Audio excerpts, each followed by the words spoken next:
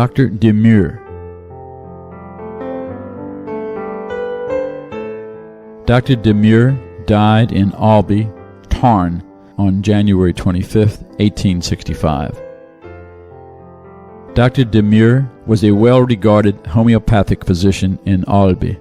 His character and wisdom won him the esteem and veneration of his fellow citizens. His kindness and charity were inexhaustible. In spite of his advanced age, he never became tired when administering his care to the poor. Payment for his visits was what mattered least to him.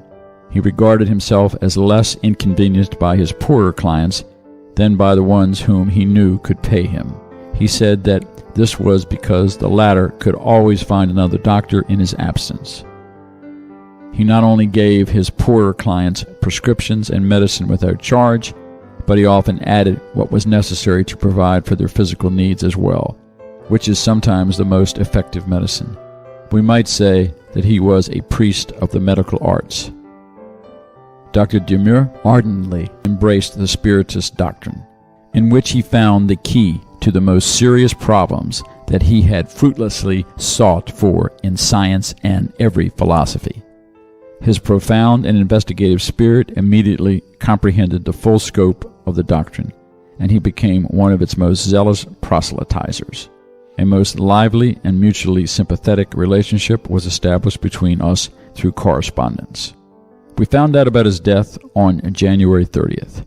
Our first thought was that of obtaining a communication from him, which he provided for us on the same day. I'm here. When alive, I promised myself that when I died, I would come, if possible, to shake hands with my dear teacher and friend, Mr. Allan Kardec. Death plunged my soul into that heavy sleep called lethargy. But my mind kept watch. I shook off the dismal torpor that prolongs the state of confusion after death, and woke up, making the crossing in a single bound. How happy I am! I am no longer either infirm or old. My body was only a garment imposed on me.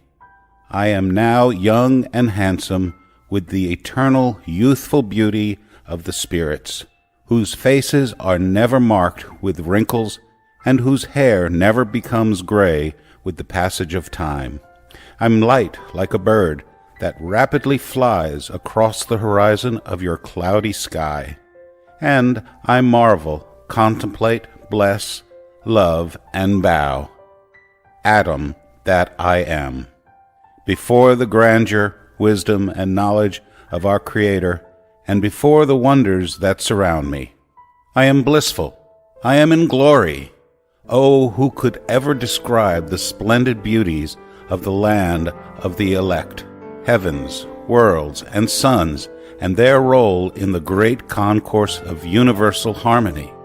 Yet, my teacher, I shall try, I will undertake these studies, and shall return to deposit at your feet the efforts of my labors as a spirit, and which I dedicate to you beforehand.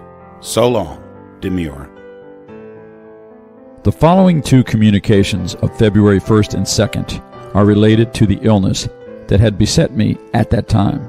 Although the communications are personal, I have reproduced them here because they show that Dr. Demeure continues to be as good as a spirit as he was as a man. My good friend, trust us and take heart. Although this crisis is tiring and painful, it will not last long. With the prescribed treatment, and depending on your desire, you will soon complete the work which is the principal objective of your life. I am always here at your side with Spirit of Truth, who allows me to speak in his name. Because I am the most recent among your friends who have crossed over to the spirit world, the others have allowed me the honors. Dear teacher, how happy I am at having died in time to be with them at this moment. If I had died earlier, perhaps I could have prevented this unforeseen crisis. My discarnation, however, was so recent that I was unable to concern myself with anything but matters of the spirit, but now I shall watch over you, dear teacher. I am your brother and friend, and I feel happy at being a spirit in order to be at your side, taking care of you in your illness. But you know the proverb, heaven helps those who help themselves. So, help the good spirits in their care for you and follow their prescription exactly. It is very hot in here. That coal fire makes you tired. Don't burn any more coal while you are ill. It increases your difficulty in breathing. The gases it releases are harmful. Your friend, Demeure. It's me, Demeure, Mr. Kardec's friend. I have come to tell him that I was with him when he survived the accident that could have been disastrous without the timely intervention that I had the happy fortune to assist. According to my observations, the information gathered from a good source, it seems to me that the sooner he disincarnates, the sooner he will reincarnate, which will enable him to finish up his work. However, before departing, he must finish the works that will complete the doctrinal system of which he is the initiator.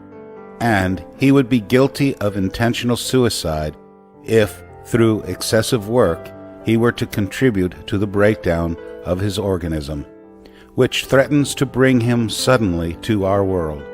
You must not be afraid to tell him the whole truth of the matter, so that he may be on guard and follow our prescriptions to the letter. Demeure. The following communication was received in Montauban on January 26th, the day following his death, in the circle of his spiritist friends in that town. Antione Demeure, I have not died for you, my good friends, but only for those who do not yet know, as you do, this holy doctrine that unites all those on earth who love one another, all those who are of the same mind and who have the same sentiments of love and charity. I am happy, happier than I could hope, for I am enjoying a lucidity that is quite rare among spirits who have so recently been delivered from matter. Take heart, my good friends. I will always be with you and will not fail to instruct you about things of which we are ignorant when we are connected to our poor material body, as it hides so many splendors and prevents so many joys. Pray for those who are deprived of this happiness, for they do not know the wrong they are committing against themselves. I cannot stay long today, but I wanted to tell you that I do not feel completely foreign to this world of invisible beings. It almost seems like I have always dwelt here. I am happy because I see my friends here and can communicate with them whenever I want to. Do not weep, my friends. That would make me regret having known you. With the passing of time, God will bring you also to this plane where all of us will be together again. Good night, my friends. May God comfort you. I am with you. Demeure. Another letter from Montauban contained the following account. Due to her extreme sensitivity, we kept Dr. Demeure's death from Mrs. G., who is a seeing medium and a very lucid somnambulist. Obviously understanding our intentions, the good doctor avoided manifesting himself to her. Last February 10th, we were gathered at the invitation of our guides, who said they wanted to relieve Mrs. G. of the sprained ankle that had been causing her great misery since the preceding day. We knew nothing of the matter and were far from anticipating the surprise that our guides had in store for us. As soon as this woman went into the somnambulistic state, she began to scream violently, pointing to her foot. This is what happened. Mrs. G. saw a spirit, whose face remained hidden, bending over her leg. The spirit rubbed and massaged it, at times making a longitudinal motion exactly as any physician would do. The procedure was so painful, the patient bawled and writhed uncontrollably. However, the crisis soon passed. Within 10 minutes, all traces of the sprain and its inflammation had disappeared, and her foot had returned to its normal appearance. Mrs. G had been healed. However, the spirit remained unknown to Mrs. G and insisted on not showing its face to her. It seemed as though it wanted to leave when Mrs. G, who only a few minutes earlier could not even take a step, leapt to the middle of the room to shake hands with her spirit doctor. Again the spirit kept its face turned away, leaving only its hand in hers. At that moment she cried out and fainted to the floor. She had recognized Dr. Demeure as her spirit healer. While she was unconscious, she received the careful attention of several sympathetic spirits. Finally, when she had returned to lucid somnambulism, she talked with them and exchanged warm greetings with them, especially with the spirit doctor, who responded to her displays of affection by enveloping her in restorative fluids. Isn't this scene striking and dramatic? And doesn't it give us the impression that we are watching all these various personages performing their roles as they would in human life? Doesn't it comprise one more proof among so many others that spirits are real beings, endowed with bodies and acting as though they were still on the earth? We were happy to meet our spirit friend with his same excellent heart and delicate kindness. During his life, he had been the medium's physician. He knew about her extreme sensitivity and treated her like his own daughter. Isn't this proof of identity granted to those whom the spirit used to love striking, and at the same time enough to make us view the future life from a more comforting point of view? End of account.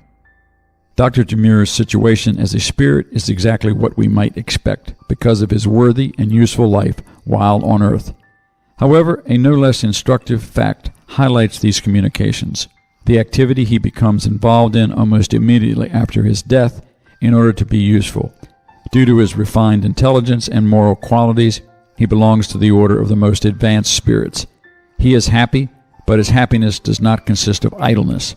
Only a few days earlier, he was caring for the sick as a physician. Once liberated, he rushed to care for them as a spirit.